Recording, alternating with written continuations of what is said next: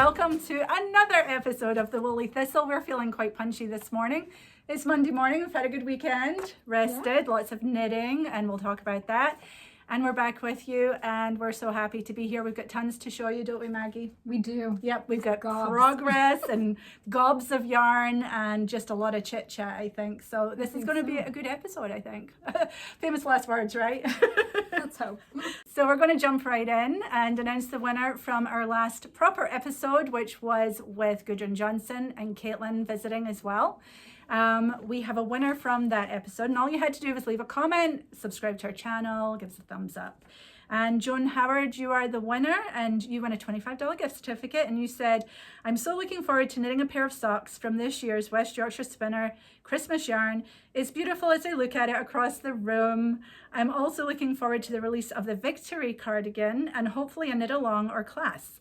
I want to learn to steek. We got a treat for you today, but thank you for your comment, and just send us an email at info@thewoollythistle.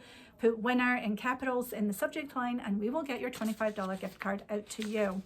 We also have another prize to give away because not everybody claimed, which is unbelievable, but not everyone claimed their prize from Rachel, who is Beecroft. We have one skein left, and we just drew for the winner right before the show. So this will now go out to, are you ready? Drum roll, please. Anne Loringer, I think Loringer. Shopcast Fridays are the best Fridays. Maggie, I'm very much looking forward to seeing those stripy socks on you, and I do hope you model them for the holidays. I will. I promise. Congratulations. Please send us an email at info@thewoollythistle. Tell us your address, your mailing address, so we can ship that out to you right away. So we decided that when people don't claim their prize within a good couple of weeks or so, it might have even been a month, that we will redraw. I think that's the fairest thing, and we want to get that off to its home. And Shetland Wool Week just finished, and Rachel of Beecroft had a couple of events that she had going, and I think all her yarn probably sold out. If not, I would check her website. Yeah, check her website and see if she has anything left. She did realize or recognize a lot of customers from the Woolly Thistle shopping, so thank you for supporting her. Okay, so that's the winners. You know what to do, and we will give away $25 this episode. Just leave a comment. We didn't pick what they have to talk about, so do you have I think they should tell us, because we have a lot to show. So tell us what's the thing that's really exciting you about this episode. Yeah. And thank you so much to everyone who left comments. It is so fun to read the comments, and when you're telling us what you really like and are excited by, that helps us get more of that in too if we see a theme there. So thank you. So we'll do that again then. Tell us what most excites you about this episode. What we're showing you, and then we will pick a winner at random from the comments. Just give us a thumbs up and subscribe to our channel. Thank you. All right, let's get into the show. What are you wearing, Maggie? What am I wearing? I am wearing the Amory sweater by Isabel Kramer. I'll stand up so you can see a couple of lace on the bottom, and I knit it in it's the number 1, and it's the Shetland one. So from Garthenor. From Garthenor. So number 1 is the sort of lace white. Is it actual lace white? It looks lace white. Yeah, and you can see it makes a nice airy fabric, so I usually just have a tank top underneath. It's beautiful. So gauzy and I knit fluffy. This last year, and it's a singles yarn, so I was a little nervous about knitting a sweater in it, but I'm really pleased with how it's holding up.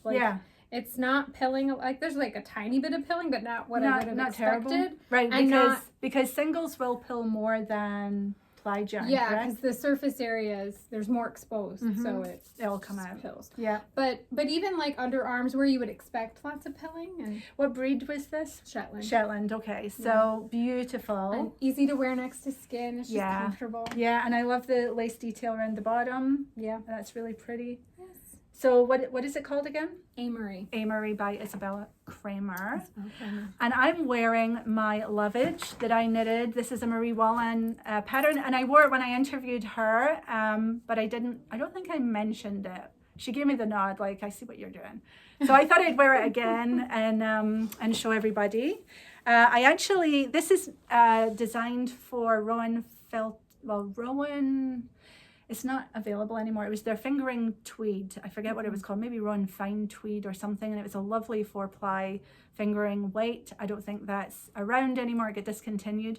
So I knitted this all in Jamieson Smith, and the body is knitted in Supreme, one of the colors in their Supreme range.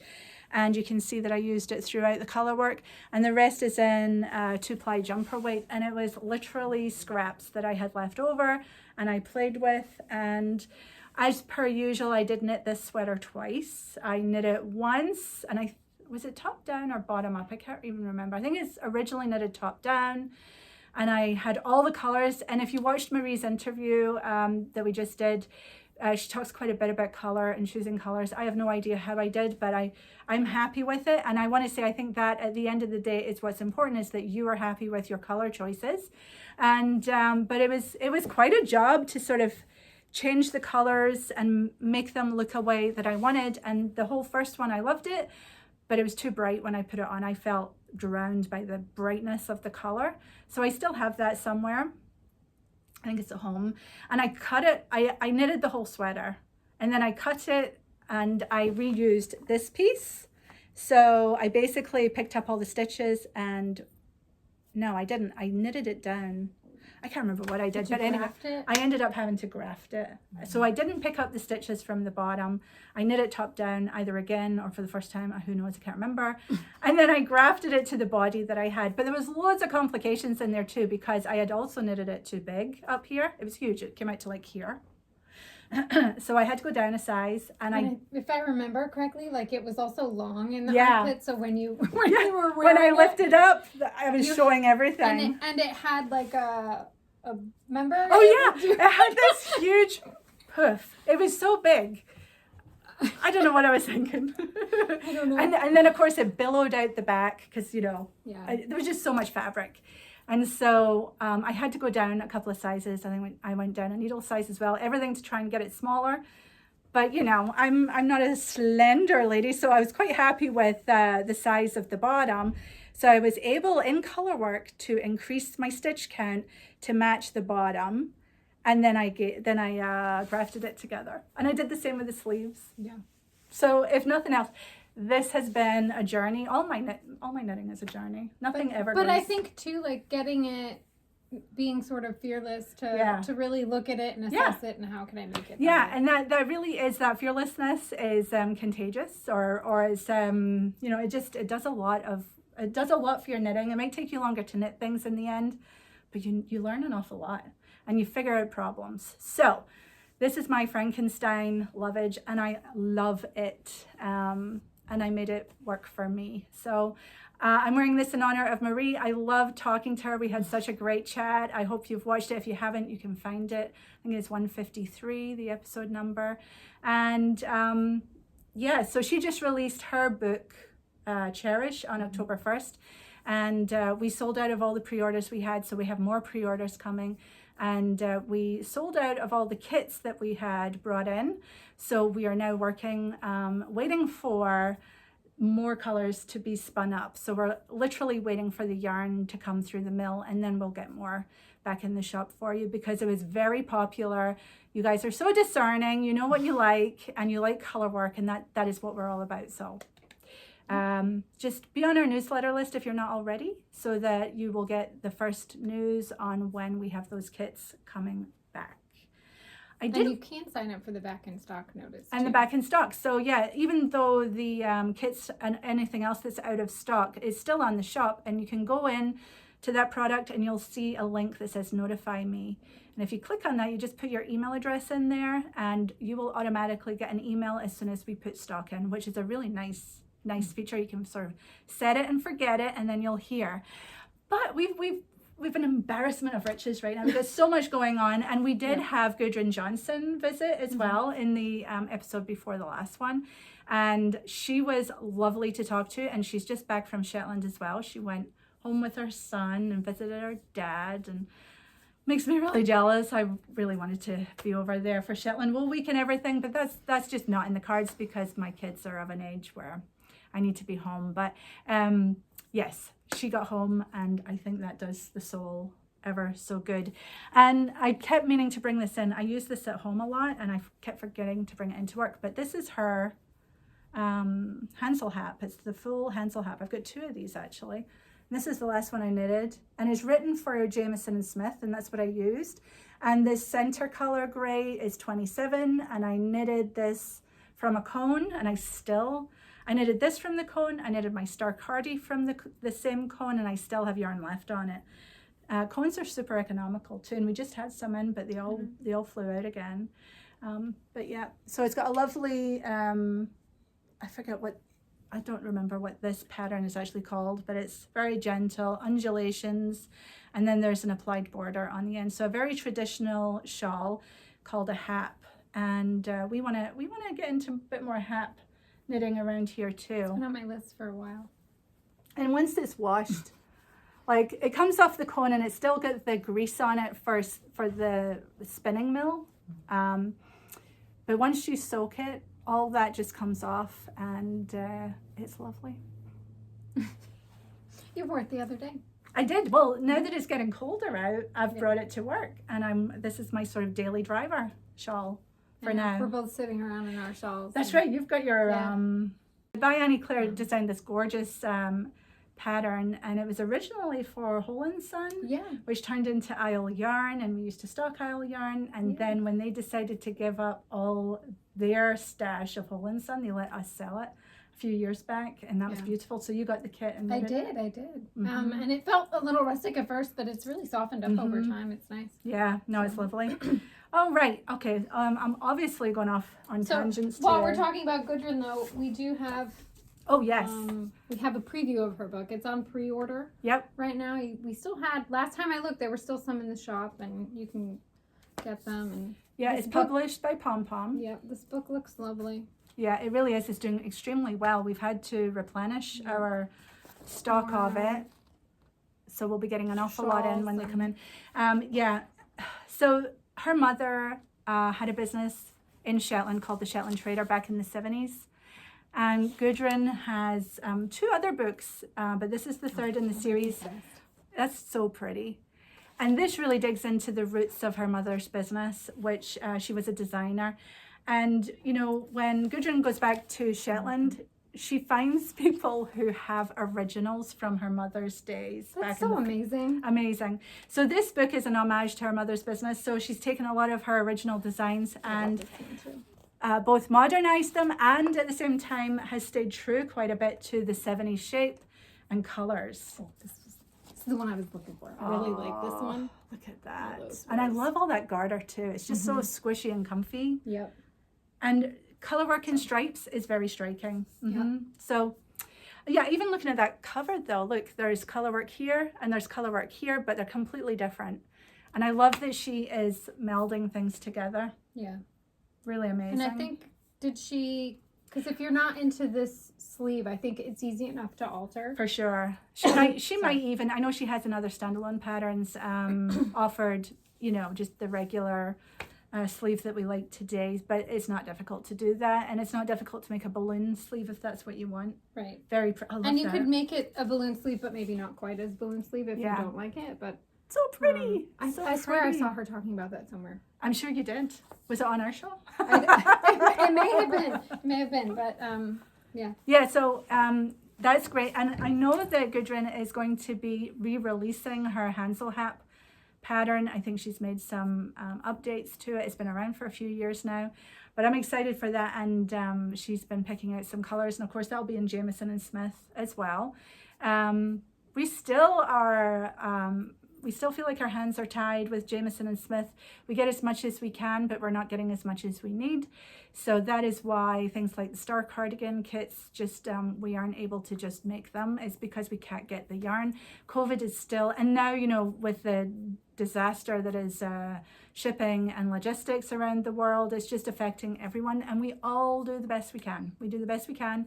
And, you know, through it all, thank you for knitting. You know, we're still knitting and finding true comfort and solace, I think, even while the world seems to be spinning out a little bit.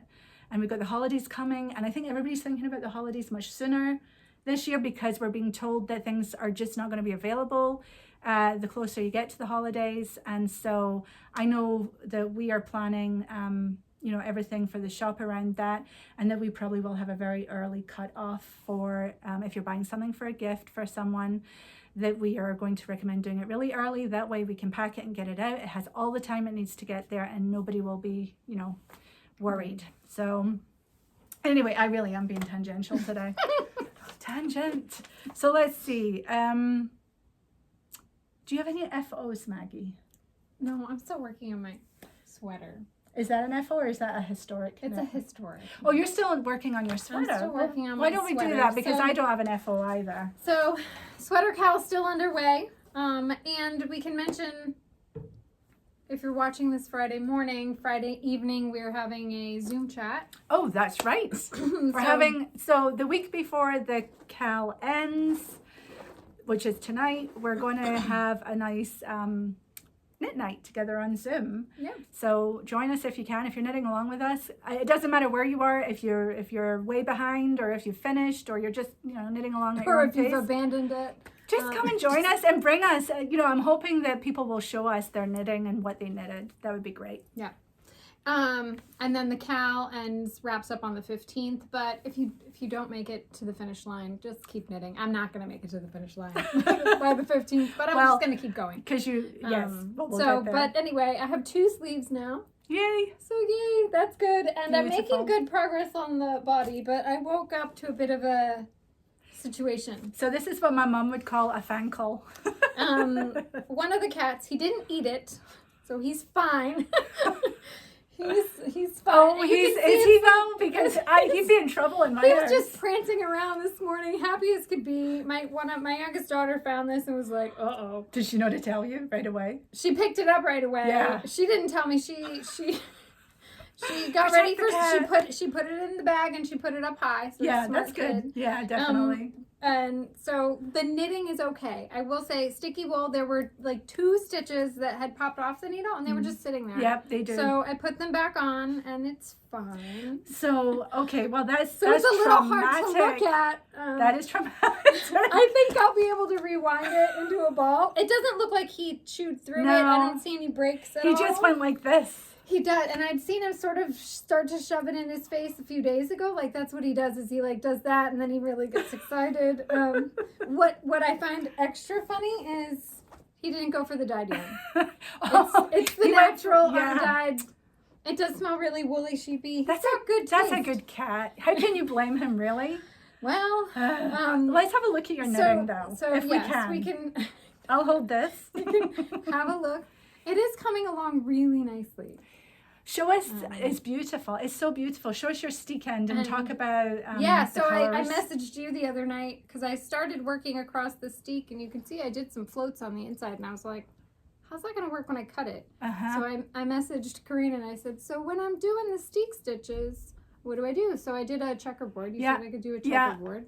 And the point of that is so that you don't end up with floats in the back because they will just hang out when you cut them. Right, because that's what occurred to me. I'm like, if I have floats that when I cut them, I don't want ends. Exactly. That I'm going to have to weave in. And you did not include, so you knitted the waistband? Oh, yeah. So the pattern says to do that you knit the waistband back and forth and then you add on 5 extra stitches for the steek. And I think that's a really good plan. I did that in the Victory too because that just saves you the bulk of turning the steek back on itself. Yeah. So, and you're knitting ribbing anyway, so it doesn't matter whether you're knitting it in the round or back and forth. So knit it back and forth and you don't need to worry about that. And this is going to be great. And there's your steek. Yeah. Yeah. It's so pretty. I just started. Like, it's going pretty fast. Yeah. Like, well, it's a small, I think it's a small enough repeat that you probably have memorized it. You can read it, you know where you are, you can put it down, pick it up. So, people do often get intimidated by knitting full on color work, but what would you say to that now? I mean, you haven't finished yet, but you're well on your way. I haven't finished yet, and honestly, the knitting is going much smoother than... And it looks really intimidating. Like, I get it. It looks really intimidating, but if you've knit a colorwork hat or mitten, you can... Well, and I wouldn't do it as a first sweater. Like, no. I would figure out how sweaters are put together first. But if you've done colorwork yokes, you can knit an all over colorwork sweater. And especially one that is maybe just this overall pattern over and over. I think I do my color work two-handed, but that keeps things interesting. Yeah, I'm doing it two-handed, and I find I've been playing with, I've never been able to, my mother taught me to knit, and she was a thrower, so I learned that way, and it was always clunky, and then so I mostly crocheted, and I like crochet, but I liked a lot of the patterns in knitting, and once I discovered continental knitting and holding it that way, it was like light bulbs and fireworks. It was amazing. But I'm glad I can do both, because for color work, it's nice. I've tried having them both in my left hand, and I'm not good at that. Especially too, I was trying it yesterday, and I'm fine on a knit row, but then when I have to purl one color and not the other, and I'm like, oh, that's not gonna work. Yeah. So I've been playing around with even just getting my throwing. It feels clunky. Yeah. It does. I mean, a lot of people will. I don't know what they call that, but they use their finger and they the little flicky thing. The flick, and their hands stay on that right needle. I can't do that. I always lift my hand off the needle, move it around, and put my hand back on it. So it takes you 3 or 4 motions just to make a stitch. Yeah. Whereas continental, and the way I taught myself continental was I watched a lot of YouTubes, and then I picked just a vanilla pair of mittens, and I had to knit those continental. I could still knit everything else the way I was used to, but that project, and by the end of those mittens I was a continental knitter, and I've never gone back. But I do like that I can do color work two-handed. Well, I got a bee in my bonnet the other day. I watched on Jamieson Smith's YouTube channel, there's a newer Ella Gordon video where she's talking about swatching. And boy, she's just so fast, and I'm like, I want to do that. Yeah.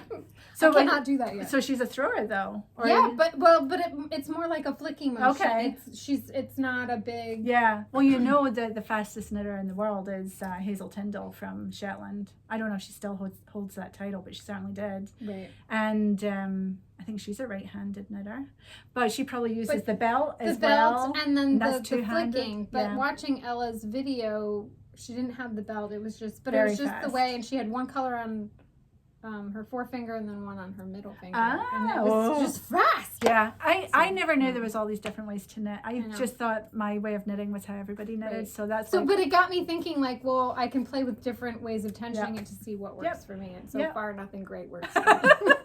No. I will persist. I mean, I'm getting it done. It's just I'd like it to be more efficient and less clunky. So I have whips too. This is almost an FO. This is the Victory Cardigan here, and she is finished except for her steek, which we'll talk about shortly. But so that's sort of an FO, sort of a whip. And my autumn's end, I'm actually knitting that backwards right now, which means I've ripped out a bunch. I don't know what got hold of me, but I know what it was. I joined the arms on, and then I thought it was too short again. I wanted to increase the body, so I took the arms off and I started knitting on the body, and then I'm like, you know what, I don't like the way the sleeves are, so I started ripping back on the sleeves. And so I'm not going to show you all that. We'll hopefully see actual progress next time, but that is still being worked on. And I have a hankering to just knit a color work hat, something quick and colorful, and because I'm not really doing any color work right now is what I realized. Yeah, that's what I was thinking. So I think one in Jamieson's Spindrift, the blue ones, which we actually have in stock right now. Okay, so do you have any historical knits? I've been talking about mine. I have some socks I brought in. Let's see those. What a lovely segue. So we're professionals. These are the pattern is called the Raised Socks. It's by Virginia Sattler Reimer. Lovely. I love that. I knit them in Mondim. I like it because I'm not a great sock knitter. Like, I like the look of the intricate patterns, but I'm really kind of a vanilla sock gal. Okay. So I like this because the pattern's mostly on the front half, and it's textured. And it's an easy repeat. It's an easy repeat, but it's a little bit of interest, and I really like it. And is this your only pair of Mondim socks, or have you knitted other Mondim socks? I have another pair of Mondim socks that are just a vanilla in a variegated colorway. I did not bring them in because they need a slight repair. Yeah.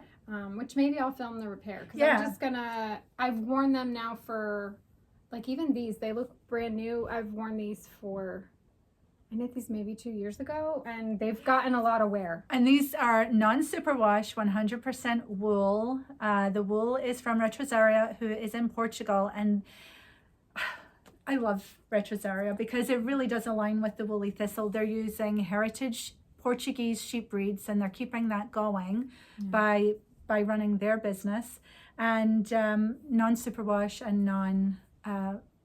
And really, I've worn these consistently. Like, I have enough socks that I'm not always wearing the same pair, but they've gotten a lot of wear, and they're both holding up really well. I think this heel's just now getting a little thin, I need to knit a pair because I am pretty hard on heels, and I want to test it. Yeah, you could always maybe, like, I thought about doubling up on the heel. Just in the heel. So have the other end of the ball or something and hold it double. That's a good idea. That's a really good idea. So, and I saved the extras, you know, the leftovers for repairs. It's the other pair. I think I did a Fish Lips Kiss heel. And this is so it'll be easy, I think, to just cut out. And pick up and. But this one's a heel flap and gusset. Which is actually my favorite. I like that too. That works for me a lot. So the reason we're showing these two though is that we now have Mondim in the shop. We have Retrosaria in Mondim and Brusca and Pegulhal. So is it time to show people what we have? I think it is. So here is the lovely basket of it's heavy Mondim. So this is all sock yarn. It's all fingering weight or 4-ply. Which is interchangeable when we talk about that. And they have some stripy stuff, and then they have these sort of speckly ones, and then they have solids, which actually a pair of Agathas in that would be really nice. So yeah, shall we tell people what colors are what? I mean, they have this lovely mauve. I love that. This is color 1110. It's definitely my kind of color. It's pretty. Oh, and they are known for their wonderful labels. The labels are so good. That's what I look like. I like this red. Yes. This is 303. Let's see. Find the cute label. There we go. And this one's a nice heathery red. It's not like it's not solid. It's not a solid. This is 111. It's sort of a brick red, which is really nice. This one is 306. Which is a heathery green. I like that green. Yeah. And this here is 106, a lovely kind of lavender lilac. I actually feel like she's wearing a kilt. She's not, but that has a kilt feel to it. And then this one is 114. It's a nice light blue. Yeah, pretty. 109. Nice beige, good for socks. 305, which is, here, I'm gonna hold it up with the green. This one's more of like this one reminds me of 4125 in Rauma. Yeah, but you can see it's more of a yellow, like a glowy. Pretty. They have a nice neutral dark 307, which is, I think it's sort of a blue on black. Really nice. Yeah. By the way, let me show you. They almost say apologetically that there might be some veg matter. And I'm like, I love veg matter. Bring it on. I get excited. So the veg matter would be a piece of hay or a piece of grass or something that's dried and gotten through the process of being spun. That to me that's gold. Catnip. I know. Yeah. 301, which is the lighter, it's like a lighter blue, but very heathered. Yeah. And then there's this bright blue. You want to show that one? Yeah, 113. That's a nice blue. Do you feel your heart rate slowing down? I was totally caffeinated. Now I'm like, meow, meow, meow. Like your kitty. This is 205, and it's a very speckly. He was not calm. No, he was not calm. I love the feel of this yarn. It's got a particular feel to it, doesn't it? It's a nice woolly, like, and I know it's a sock yarn, but I think it would make a great sweater too. Oh yeah. Like, I think. Yep. No problem. Yeah. I really like this yellow. I can't. I could wear it on my feet. or in a yoke. Well, I think This one is $2.11. yellow and gold with cream is having a sort of revival, I feel like. Yeah. Because really you've got a lot of designs using that combination. And this is good too. Look, you could, Yeah. right? So this here is $2.10. But the feel of this yarn, it is 100% wool. It's got a nice, would you call that quite a high twist on it? I don't think it's too tight. No. But it feels really condensed. It feels solid. It's not heavy, but it feels... It's not heavy, and it feels woolly, but not too rustic. No, it's soft. I would call this quite smooth and not pokey or anything. No. Yeah. It's really nice. But it does have its own particular feel. It's not like say West Yorkshire Spinners, which is another lovely yarn. Right. That one has nylon in it, and I think it's more floofy than this. It's a bigger feeling ball. This is the same weight. It just feels more compact, and I don't know. It's all business. I like it. I really, really do like it. It's all business, but it still feels pretty. And I don't know. Yeah, it's very pretty. I'm ready to just take the basket. I know. I'm like, which one do I want to show next? This one's 202. Oops. I like that one. And this one, I think, would stripe on you. Yeah, I think this one here would too as well. I love this. That's the one I knit my other socks out of. Ooh, really pink. That surprises Pink, me. purple. Pink and purple. Yeah, 201. Gorgeous. It's even got some of that red in it there. Really fun. This one is 212. I like that. And I'm not a huge fan of blue, but I like it. Yep. Maybe you're coming around. Or does it go with, no, they're different. And then this one is 208. I think too, they've got that kind of faded look about them, which gives them, I don't know, just a nice faded look. I think it's too because it's a nice saturated dye, but it sits different when it's not on a super wash. Correct. That's a really good point. It's softer. So they're vibrant, but not as boom. Yeah. And but I like it. And I think that's why a lot of indie dyers love dyeing on superwash bases, is because they get that color. Yeah. This one's 207. I like this one. Yep, it's got sort of a minty green and There's pink. really not one of these that I don't like. Correct. I like them all. These are nice. So is this everything that we got? This is everything that we got. In Mondim. If you guys really like it, they have a large range of colors, so we can add to it. This came to us all the way from Portugal. I loved it, in bags, like big wool bags, all taped up. Very sheepy feeling. And this I think I got some photos. I'll put them in stories. Yeah, that'd be great. Or something. All right. Yeah, so that's that for Mondim, but we also have... That's that for part of Mondim. We also have, if you want to grab that one. Okay. This one's a basket full of Brusca. Brusca, and that's a worsted weight yarn. And again, from Retrosaria. This is really good for sweaters Great and labels. hats and whatnot. I love that little. Oh, look at the It's label. like hugging the sheep. Yes. I want to do that. I know, we all do. So. Let me see. So this is color A. Yes. That makes sense. And again, it's got this lovely feel to it. Yeah. I think this one's a woolen spun. It feels woolen spun. And there's vegetable matter. I know. Love it. Love it. Bit of This Portugal one is got B. through. That's B. Okay, that makes... I'm on board with their system. Yes. Except I don't know what C is, so... I think this one's C. C. So we're getting progressively it'll darker. say in the product listing, but I believe that A, B, and C are naturals. Yes, they look check to the be. product listing. Yeah. And then I love is they do a marl where it is B, C. It says B and C. Because it's basically B and C. Yeah. That Ta-da. they've marled But together. look at that. I mean, that would make such a nice project hat or even a sweater. Yeah. Yeah. And then they go into their dyed colors. Then we go into the dyed colors, which are, this one's 14C. It's a nice purpley mauve. I like that. Kind of matches my nails. Yep. And there's more vegetable matter. I know. I was going to say there's a little veg matter for you. You can see. Yeah. I'm not picking it out. I'm going to leave it there for you. Oh, yeah. No, we don't expect us to pick this out. No. Why would I you? would wonder- Just knit it right in. I might pick it out when I was knitting, but I don't. This one is 6C. It's a nice orange. You'll know your people if they have veg matter in their finished objects. It'll fall out eventually. Yeah. 5C, which is a lighter. I like that color. I know. I like them all. It's like H32 on Tuku. I know, we're bad comparing, but there you go. I know.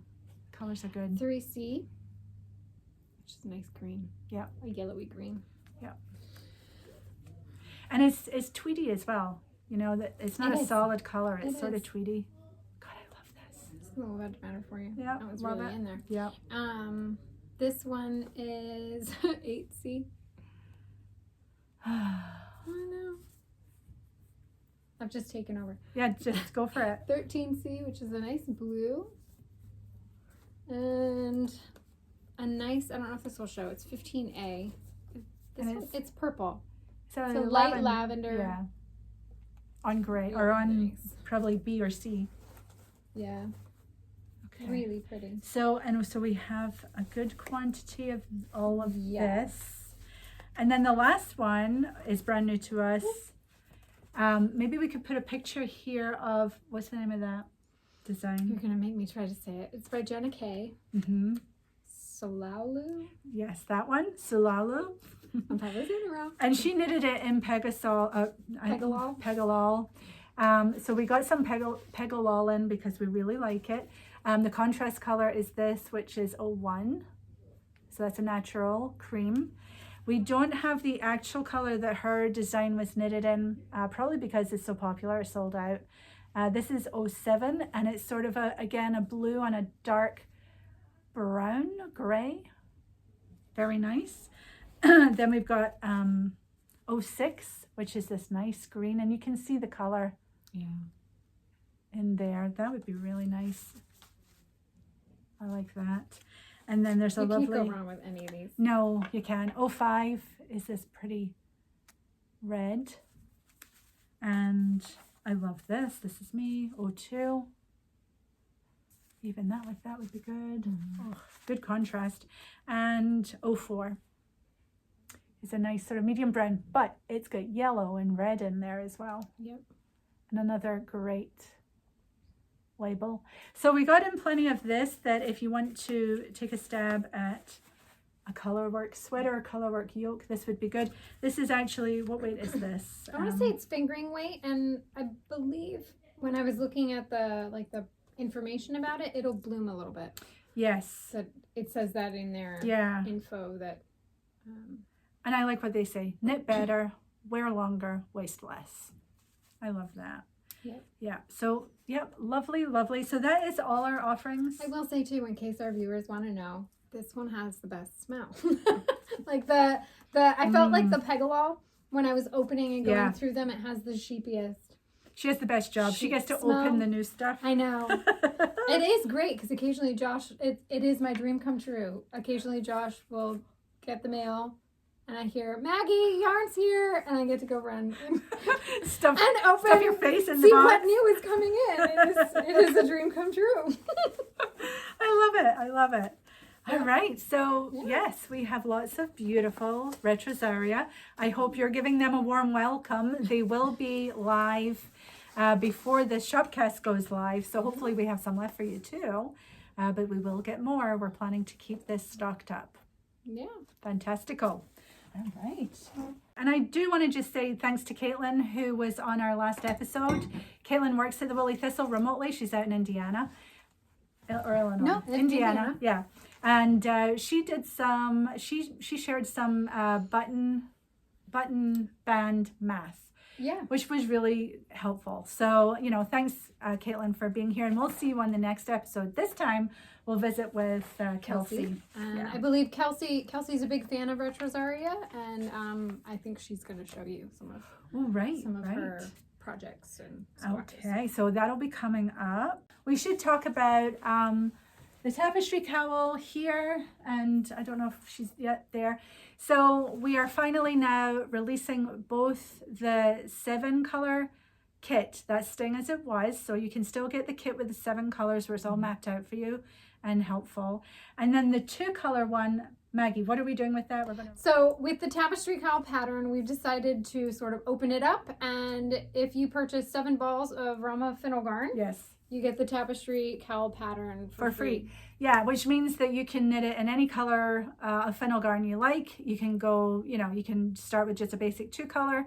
You could go up to 3, 4, 5, 6. You can get as many as you want colors in there. But if you want to knit this one, we're keeping that as a kit because it's already established and we know people like it. Yeah. But you can go off piste and do your own thing and get the pattern free when you order 7 colors. So that will be good. With the kit, you do still get the lovely tote bag as well. Yes, but we figured with as many colors as Finullgarn has, and the possibilities for 2 color cowls are infinite. So this way you can put together your own 2 colors. And if you want a little help with side-by-side pictures and things, we're always happy to do that too. Just get in touch. Send us an email at info@thewoollythistle. We will get back to you with photographs and all that good stuff too. Yeah. All right, so that's coming. I think that's going to be live today, that you're going to be able to buy, not buy the pattern, but get it free with 7 balls of Finullgarn.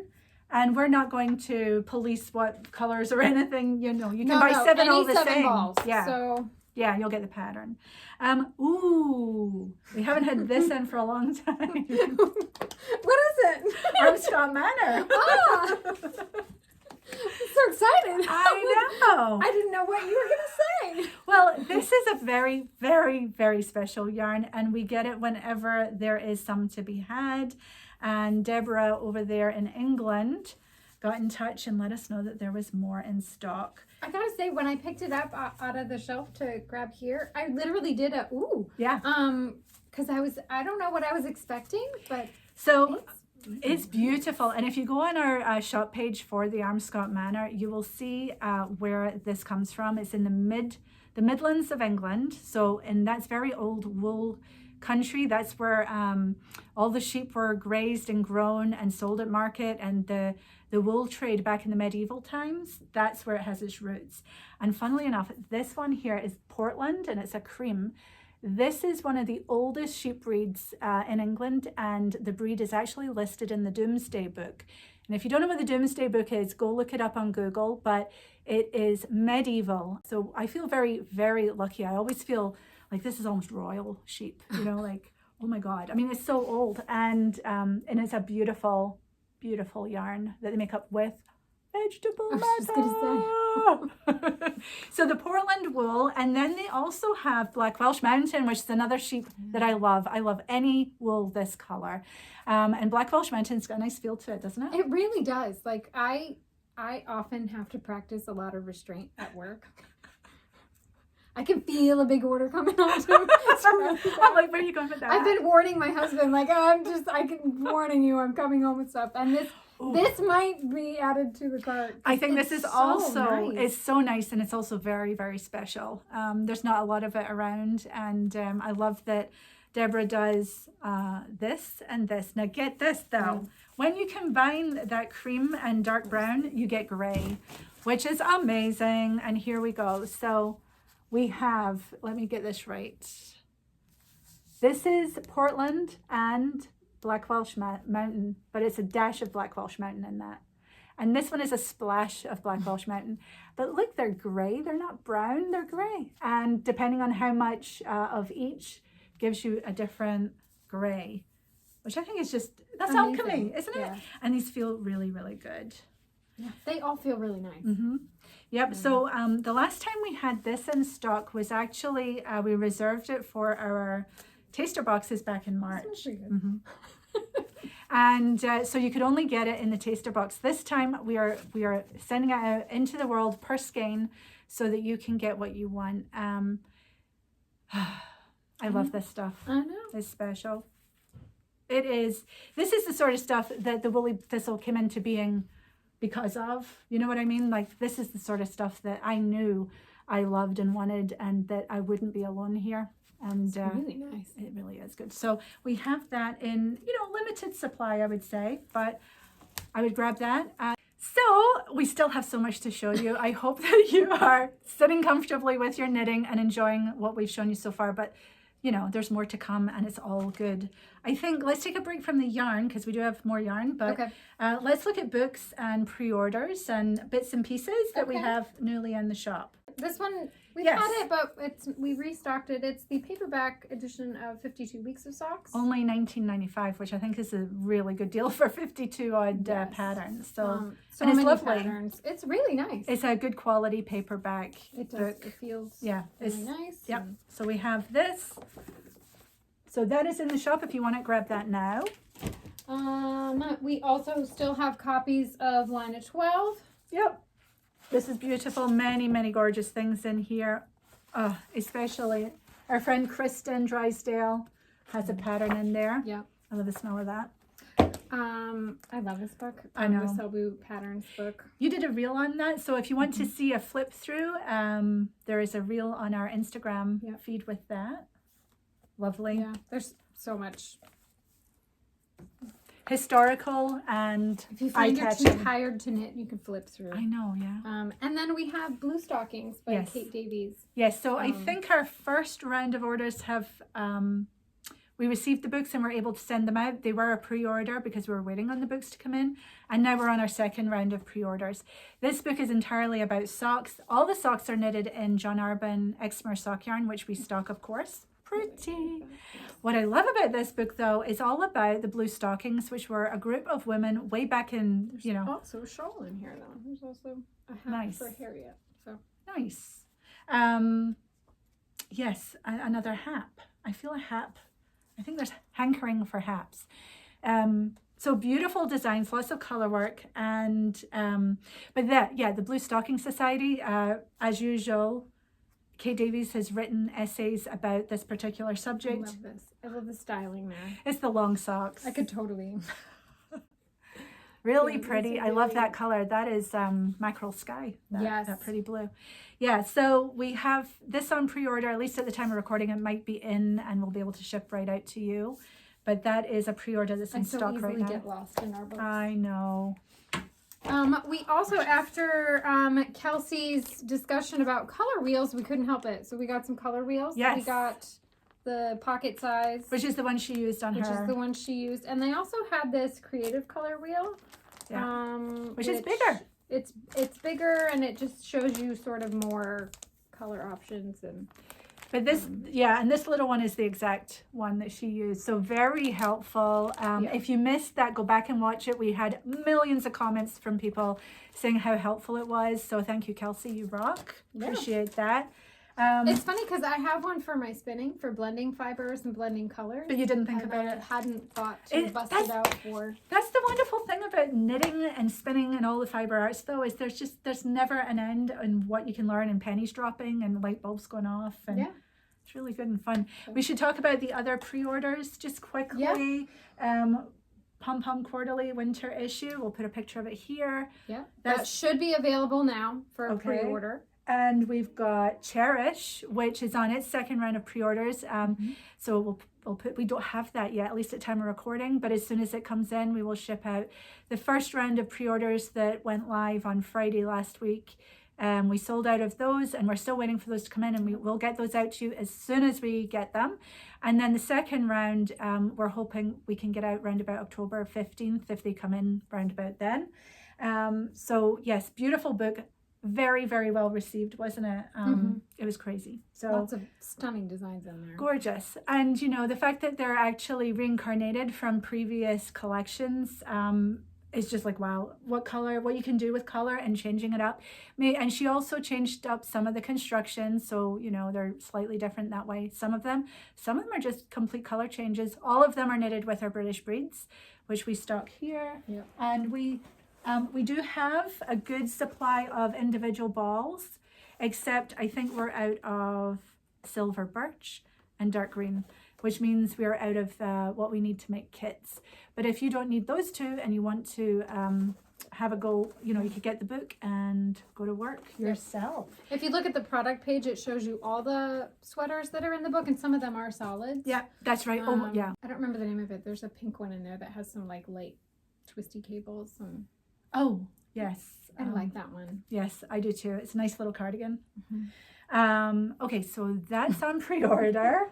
Shetland Wool Week, I think we should be hearing from them soon that that's being shipped out. Yeah. So very short wait now. Still on pre-order, but getting shorter by the day. Shetland Wool Adventure Journal 3, that has a November 8th date, so we are cruising along. So get that if you want that.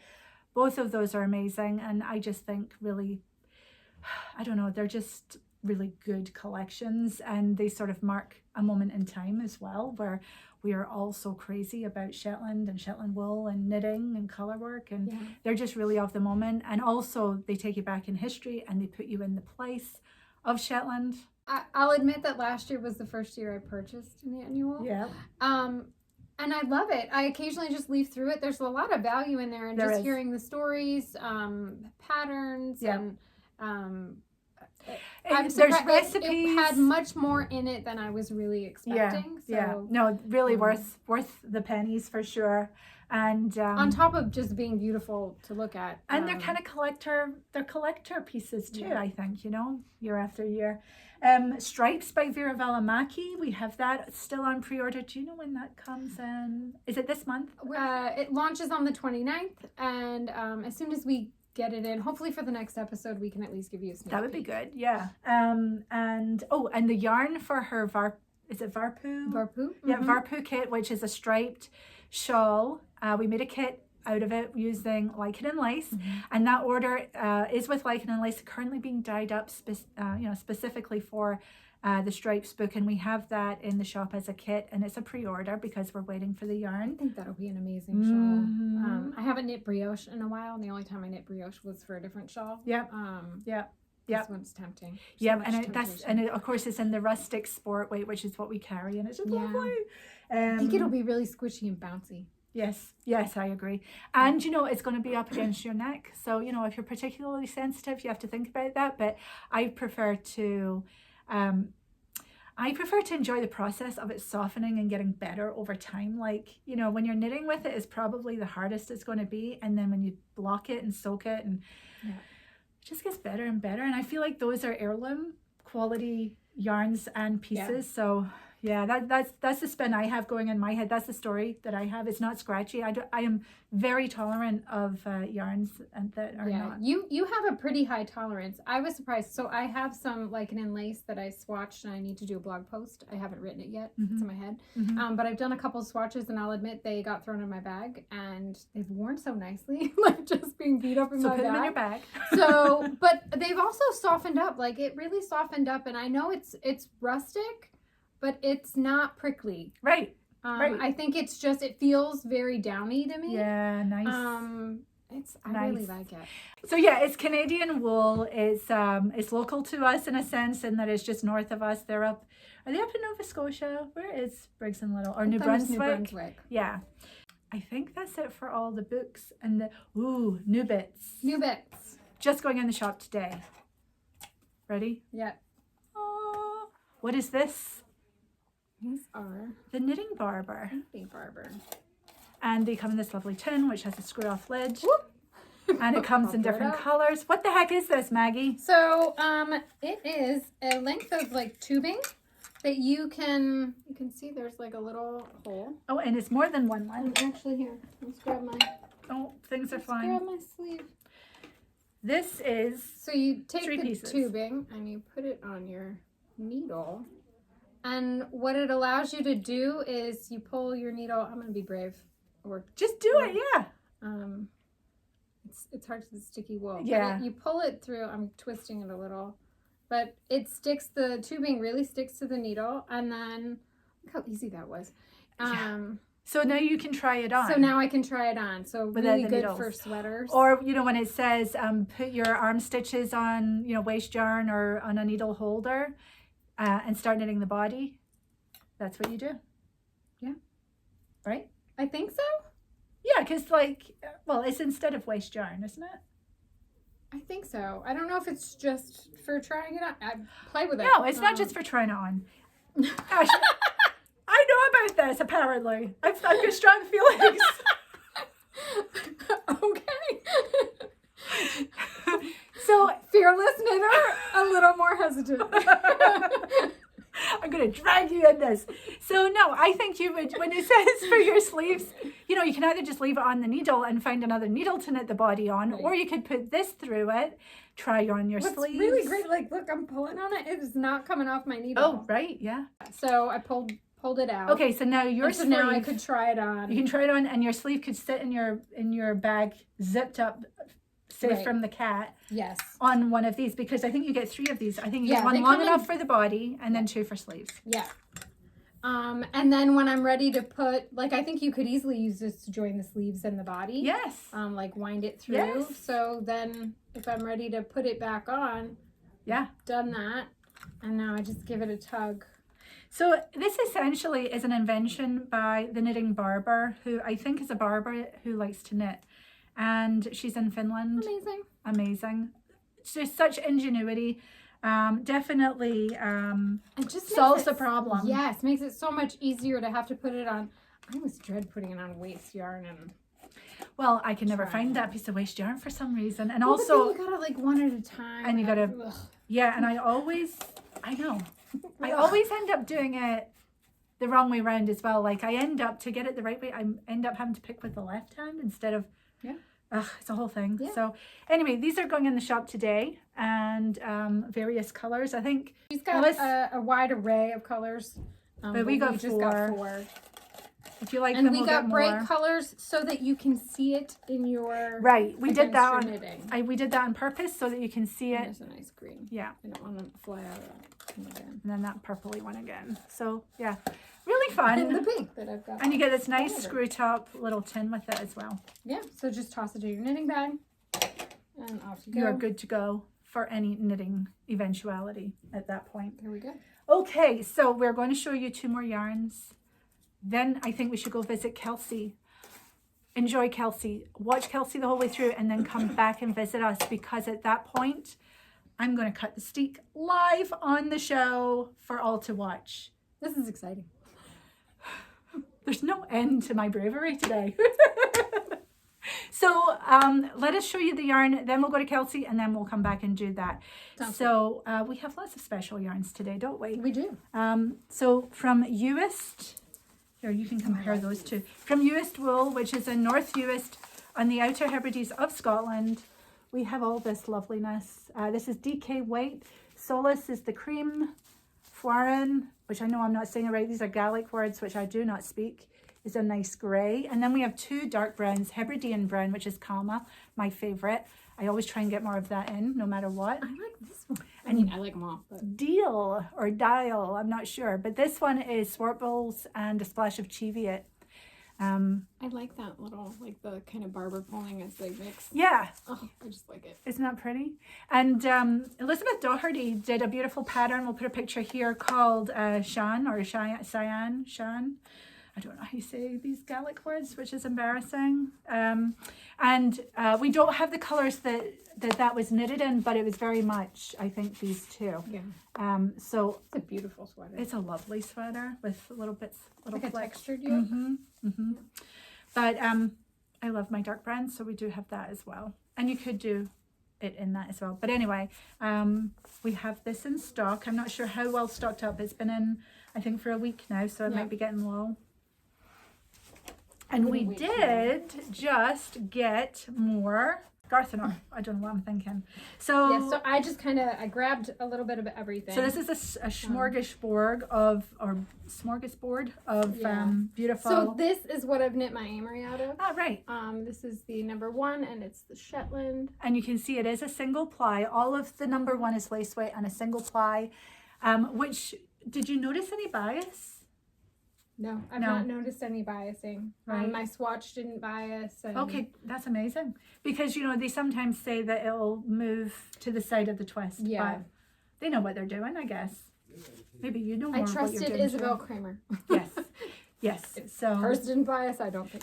So the pattern is actually written for this? Yeah, it was. I think it was written maybe for a special, but it was written for Garthenor lace weight. And I don't know if they had a special run of like a different, because the one that the pattern recommends only needed like 2 skeins, but I needed 3. But checker pattern. But it called specifically for Gartner number 1. I think we got a big top up of 2s and 3s, but this is another one that we got back in number 1. This is Shetland, organic Shetland. Yeah. And of course, Garthanor's wool is all organic, so it has that. They're from England. Actually, I think, are they in Wales? They're in Wales. They're Welsh. Very lovely. More Shetland number 1. This is the dark. This would be pretty too. Oh, good. All right. Virginia, who designed the raised socks, she recently also did an Amory, and I think she used this color. Ooh. So you could visit her Instagram and see. Yeah, we'll put her handle there. Okay, so number 2 is their fingering weight. And this here is Shetland, and it's the Peregrine, and it's a marl. So 2 different Shetlands together. Very nice. This one's also number 2, but this one's the organic North Ronaldsay wool. Oh, favorite. Love that. I love North Ronaldsay. North Ronaldsay is an island in the Orkney Islands. Are they the seaweed sheep? Well, yes. Yes, they are. They live on North Ronaldsay, which is an island in the Orkneys, and they literally eat seaweed because they're down on the shore. So good. I know. Really quite rustic, but very special. Floats my boat. Here's a number 2, which is a fingering weight, and this one is Murret, and it is again organic Shetland. Very nice. That is a traditional Murret color. Such nice squish to them. So here's 2. They're both number 2, but they're both marled. This one's driftwood. You can just see the 2. And wagtail. Oh, I like that name. I know. Pretty. Very pretty. This is Dorset Horn. Organic, of course. And a lovely cream color, true to the breed. Very buttery cream. That's a fingering weight. More Shetland. This one's smoke. A nice gray. Yeah, that's nice. This is Jacob, number 2, fingering weight. That's a very pretty sort of Tweedy Jacob there. And of course, Jacob is the sheep that has lots of different colors. I'm gonna let you say that because you say it so well. Wren? No, the breed. Langs. Yeah, I do, don't I? Manx Lochtan. There you go. Yes. And that is a marl as well. This is one of those sheeps that I think has the huge horns. I think so. Very rare. And then one more of Shetland. This is the fawn colorway. So pretty. Yeah, that's lovely. And well, no, there's number 4. Oh, did you show that? One. No, I didn't show that one. Okay. I'm sorry. So we have one of number 4, and it's Hebridean. Yeah. In the peppercorn colorway. Yeah. And this is an Aran weight. And that's number 4. It actually is darker than it's showing up on the screen there. Yeah. It's more like that. Like dark, bitter chocolate. Yum. So good. So Slightly good. heathered. So we're very happy to have Garthanor back with us. Our stocks had been depleted, I think. Thank you. So we got more of that in, and we are also getting, which one? Snowdonia. Snowdonia. We're getting Snowdonia, which is their sock yarn. We do have plenty of the Naturals. Snowdonia in the naturals. I didn't grab them all. Yeah, but you know we have plenty in those stock. lots of different bases and color combinations, but they recently started dyeing their Snowdonia, and we are getting that in. So that will be the first dyed yarns from Garthanor that we've ever stocked. It hasn't arrived yet, so we will let you know. We will let newsletter subscribers know. So just be on the newsletter list. It pays, because then you know when stuff is coming, and obviously we have no idea when we're talking. Well, sometimes it's in transit, and so it is. Yep. And we can update you as well when things change, which they do. Yeah. I think overall though we do very well at sticking to the date that we hoped to have it, but sometimes things do beyond our control. I did want to show, we got in Yarnadelic spinning tops. Yes. And they went in last week. Yep. I think so. And so we still have a little bit left. And it's beautiful. It is really and the beautiful. Yarnadelic yarn sold out very quickly, so we will get more of that in. Yeah. So I just grabbed, I know. So I'm sorry for any crinkling and shine, but you have to hold that right up so they can see. This one is the beautiful ones, and you can see it's 100% Corriedale. It's soft, and that literally is unicorn tails. Yeah, our Ashley calls it unicorn fluff. Yeah, it is. She really likes it. Yeah. Ashley is our fulfillment supervisor. She works here and she is in charge of getting all these orders out. So that's She's who also Ashley a is. newbie knitter. She is. She was showing us her knitting and she's doing really, really well. We're very, very pumped that she's taking the pills. She drank the Kool-Aid. She drank the Kool-Aid. So this one's Canta de Osana. It's a nice red. Deep red. Some streaking in there. The blending of the colors with the dark. So John Arbon's tops are always beautiful, and is it pin drafting? Is that what that is? No, it's not pin drafting. I think they're worsted spun, so he runs them through his machinery. So everything's lined up and smooth. He has a couple of videos. I don't remember if they're on his Instagram or on his YouTube channel, but they actually will show you the different fibers going in. And what comes out blended and together.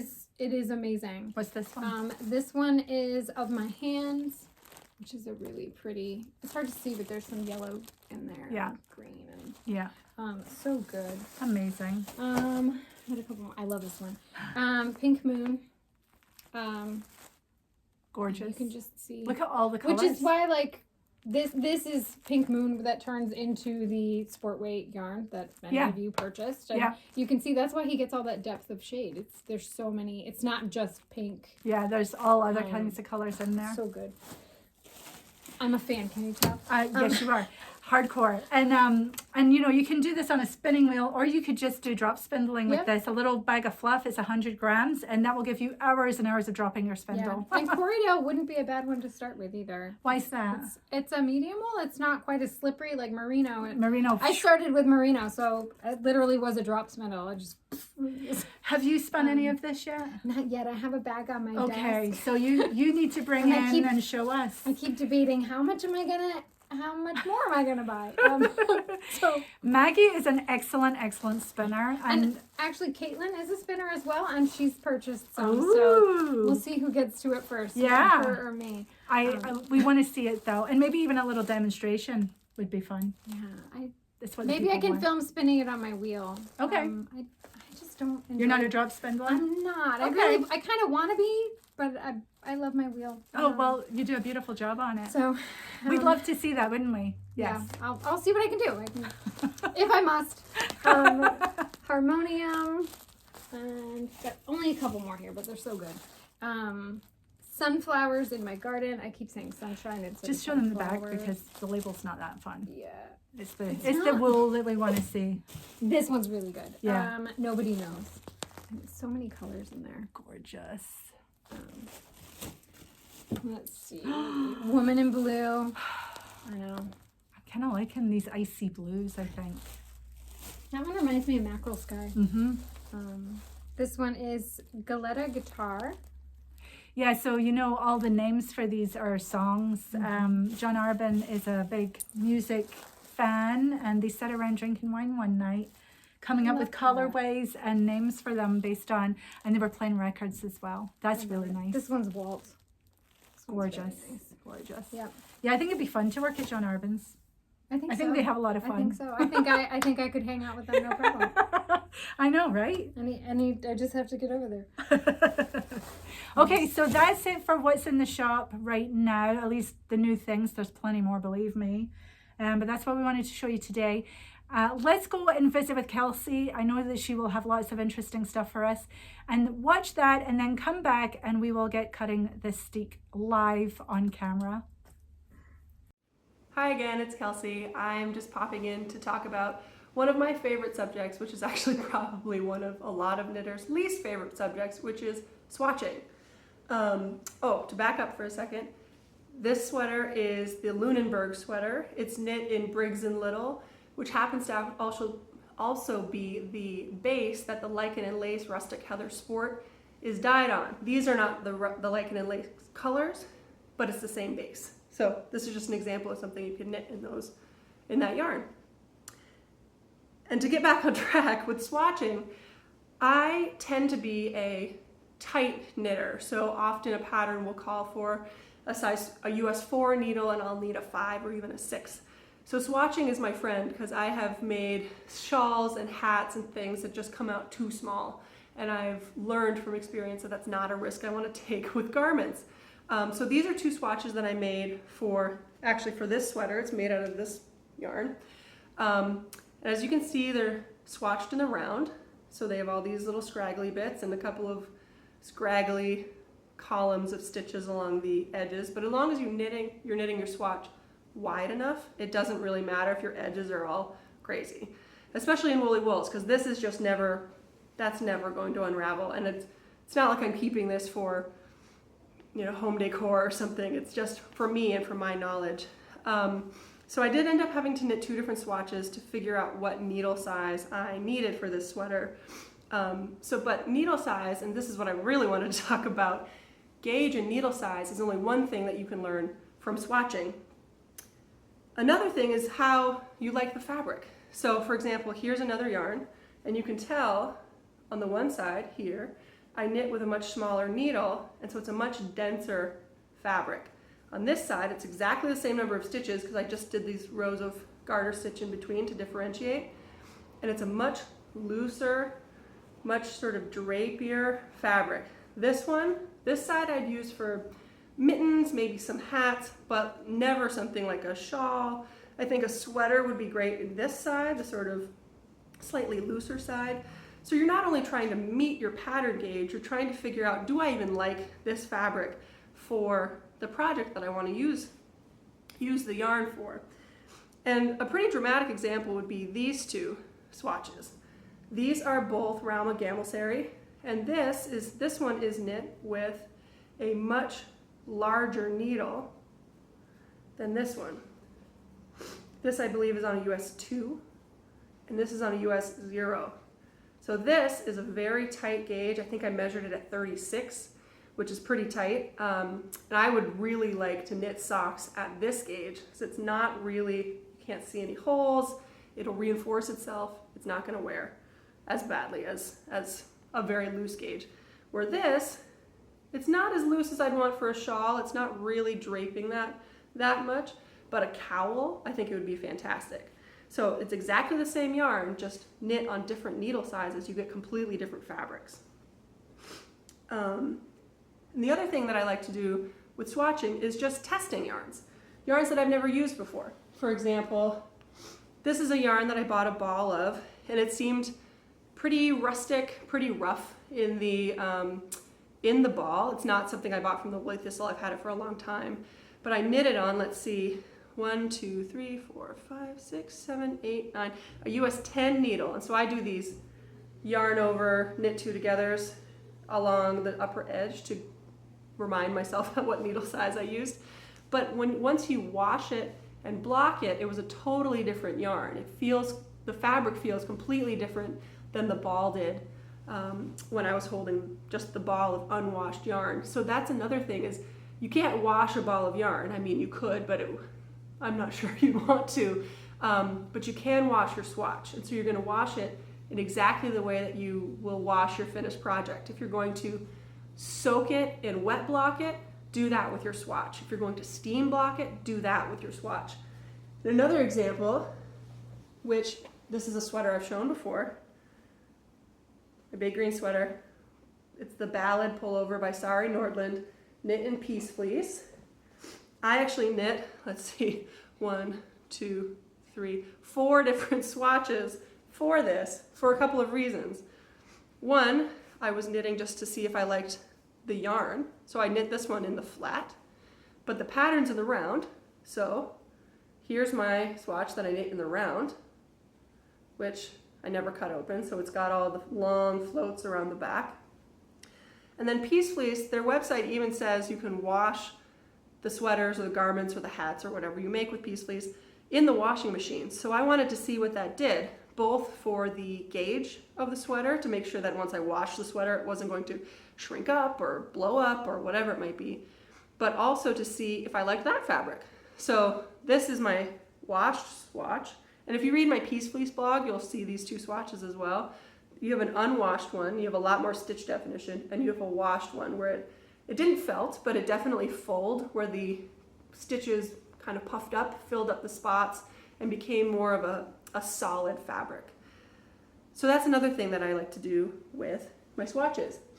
The third thing is testing yarns that I have no plans for what project I want to use them for, but I'm just interested in. I want to see what they look like.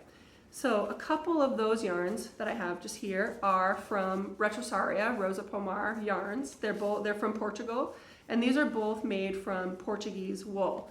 So this is the Pegulhal in color 02. It's sort of a fiery red-orange, but it's very heathered, if you can see that.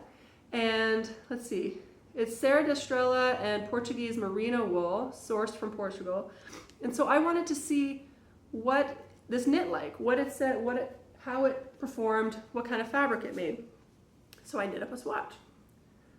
This I knit on a US 4, so it ends up on a little bit on the tighter side of what you would do with a Pegulhal ball. And if you can see the heathering, and you can see those lighter bits and darker bits a lot more prominently in my mind than you do in the ball. So not only am I seeing what the fabric is like, I'm also seeing how the color plays out. So if, for example, you knew that you wanted to make a garter stitch shawl or something, I would knit your swatch in garter stitch, because things like color splashes, especially hand-dyed, especially heathered colors, they'll play differently in different stitch patterns. So that's a Pegulhal swatch. And then another Retrosaria is called Brusca, and this is color 6C. It's kind of a brown, trending towards red, brickish kind of color. And this is made from some interesting, it's 50% Siloa and 50% Portuguese merino, again, all from Portugal. It's a little bit heavier weight than the Pegulhal. The Pegulhal, let's see, it says it's 220 meters to 50 grams, and the Brusca is 125 meters to 50 grams. So this is closer to maybe a DK sport kind of weight. This is closer to, I'd say, a fingering weight. But it is a very puffy fingering, so it's not going to be a really stringy, thready kind of fingering. But here's the swatch that I knit in Brusca. And you can see how the color becomes more prominent. You can see the kind of fabric you can get. And the other thing is, when you're feeling yarn in the ball, you're feeling all the individual strands. When you're feeling it in the swatch, you actually feel, the fabric that you're going to get. So I find that to be invaluable, and I will buy a ball of yarn, especially these little 50-gram guys, just to test out a yarn, to see if I like it, to see if I want to buy a full project's worth of that either the next day, the next month, the next year, 10 years, I don't know. It just having a little swatch library of, these are some swatches that I've made, these are the yarns that I like, this is the qualities that it has at the different gauges. I think that's invaluable, and I find it very rewarding just to swatch with yarns, and maybe regardless of what project that I'm going to make. And just on the subject of Retrosaria, I have one more yarn that I couldn't find the swatch for, but I may not have swatched because it was for a sock. But here is Mondim in a sock. This is a sock yarn. It's spun to be a sock yarn. It's also Portuguese. It's also a blend of Portuguese yarns. And it is made specifically to hold up well in socks. There's no nylon in it, but it's designed to hold up. And I knit the intersection socks, which you can see the stitch pattern when I'm wearing it as a mitten. It's these little crossing cables. It's called intersections, and it's also in 52 weeks of socks. Again, Mondim. So while we're talking about swatches, and now that I'm kind of on a roll about swatches, this is my swatch for my most recent project. This is a swatch for the Maya cardigan. It's knit in Let Lopi, and it's knit both in a big colorwork section, but also big sections of just pure stockinette. So I wanted to knit a gauge swatch that both showed me how these colors were going to work together. This is the original pattern colors, which I often don't do, but I just really liked how it looked, so I wanted to do that. And so I knit the swatch just to make sure I liked the gauge, that I was getting the gauge that I needed, and also the difference between the fabric knit in stockinette and knit in color work and to see if I needed to change needles in between. And this is actually the sweater for the sweater knit along, which I'm going to pick up. It's kind of hefty at this point because we're getting there. It's a bottom-up sweater.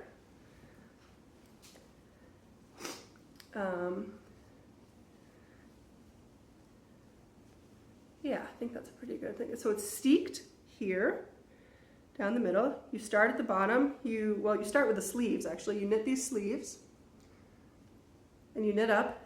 You join at the underarm, and you keep knitting up the yoke. I've got probably another 5 or so rows, then some short rows in the back, and then some collar. Then I steek, pick up the button bands, and finish it off. Interestingly, and scary for me, the pattern called for a 2-stitch steek. 2. And I'm much more used to seeing 5, 7, 9 stitches knit across the steek section, which is, you know, here, more or less. Down here, it called for 2 stitches. Turns out that's very common in Icelandic patterns, but it still freaked me out, so I knit 4. I knew I was gonna have some extra yarn, so I knit a 4-stitch steek. The steek is also purled, which I thought was a little bit unusual, and so I'm interested to see how it works out, because you can see already that it's kind of curling back on itself and curling under. So I'm wondering if the purl stitches will actually work better than knit stitches in the steek, but I'll report back after I've done that. The other thing is that it calls for sewing reinforcement. So either a hand sewn or machine sewn reinforcement, which I think is probably why the 2 stitches works, where for a crocheted reinforcement or needle felting the steek edges, you really need a few more stitches. And then finally, the other thing is this, it is let lopey, so it is a worsted to Aran weight yarn. So 2 stitches is still probably a quarter to a half an inch, maybe a quarter inch.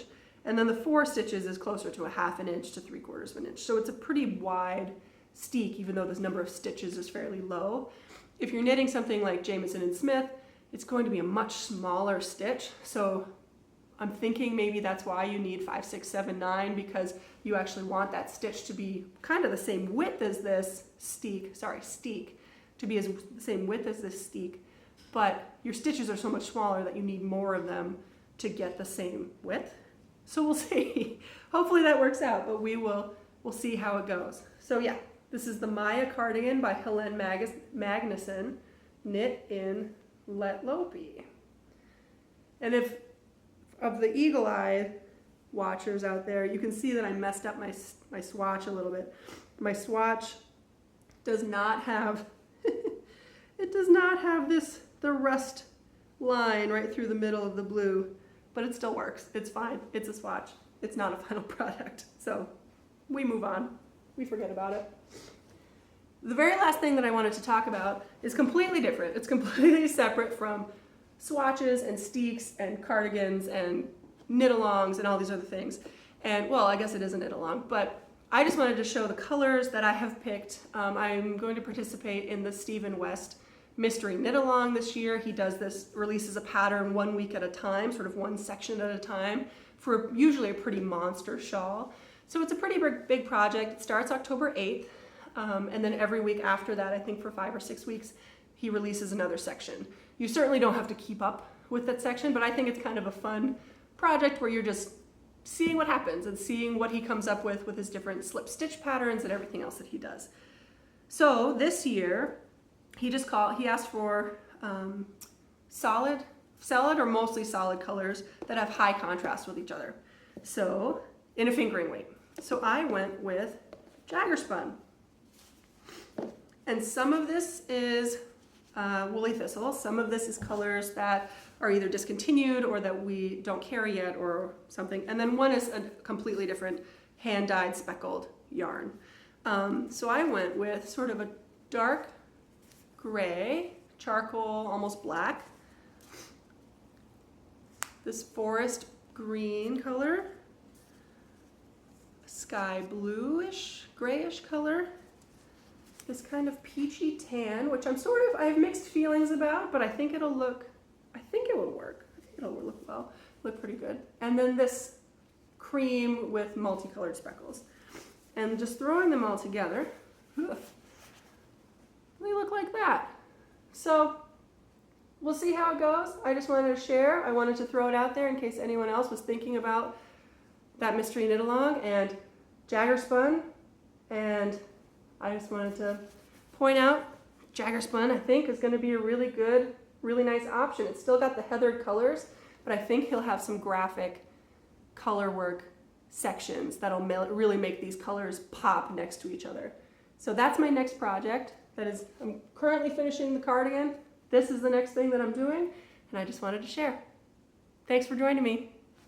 Bye. All right, so here she is. This is Victory after all this time. It's in testing right now, and I think that's going okay, Maggie. Yeah. And she is a raglan cardigan with bust shaping and waist shaping, and you knit her in the round, and then there's a lovely steek that you cut.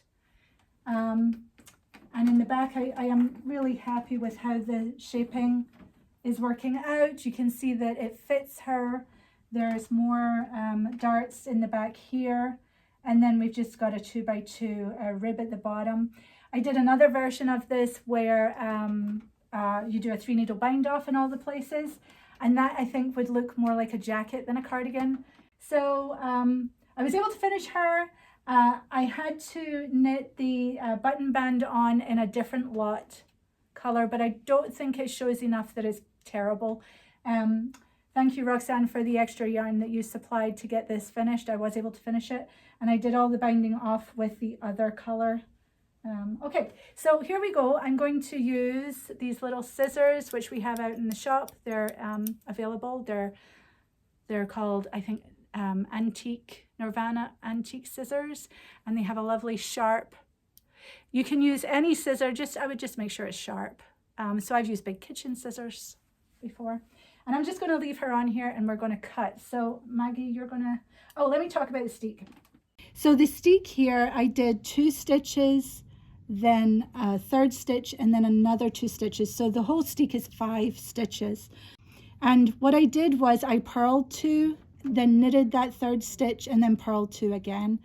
And then once this was all knitted and the button bands were on, and this is all explained how to do in the pattern, but then I did a crochet chain down the side, each side of that middle stitch. So you can see that now we've got this sort of wider thing. And that is not so much, it certainly will help, but it's not so much to reinforce the yarn from unraveling. It is more to give me something to catch onto when I want to tack this steek behind. So it gave me something to, it gave me a proper edge, which I really like. So what we're going to do, and the reason I do purl, purl, knit, purl, purl, is that it will sit flatter when you tuck it in, because it's the purl side underneath. And then you've got this nice runway, which you can see exactly where to cut. All right, so I'm going to start at the bottom, and we're going to cut.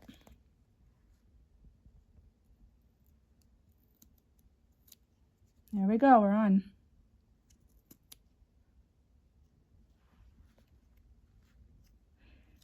Gotta remember to breathe. Tiny little cuts up the middle. Nothing's unraveling. And I'm really not afraid, because I know this wool will hold, because it's woolly wool, and I have also done the crochet as reinforcement. You don't have to do the crochet on Rauma, I would say, but it's whatever. And I did just cast off, so I'm going to break through that. And she is now steeked and cut. And so this edge here will fold back, and this edge will fold back. And I'm going to just tack that down with a stitch, but I've got something to get into now. And there she is. It's a little bulky because I haven't tacked it down yet.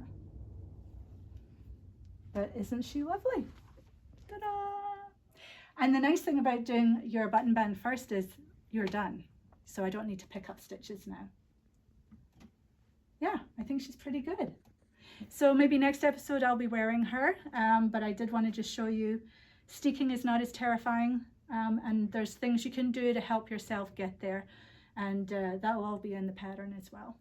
Well, thanks so much for watching another episode. We certainly have jabbered on quite a bit, but it's been really fun. We're enjoying this, aren't we? I think, yeah. Yeah, you think so? I think I'm enjoying it. I'm enjoying it.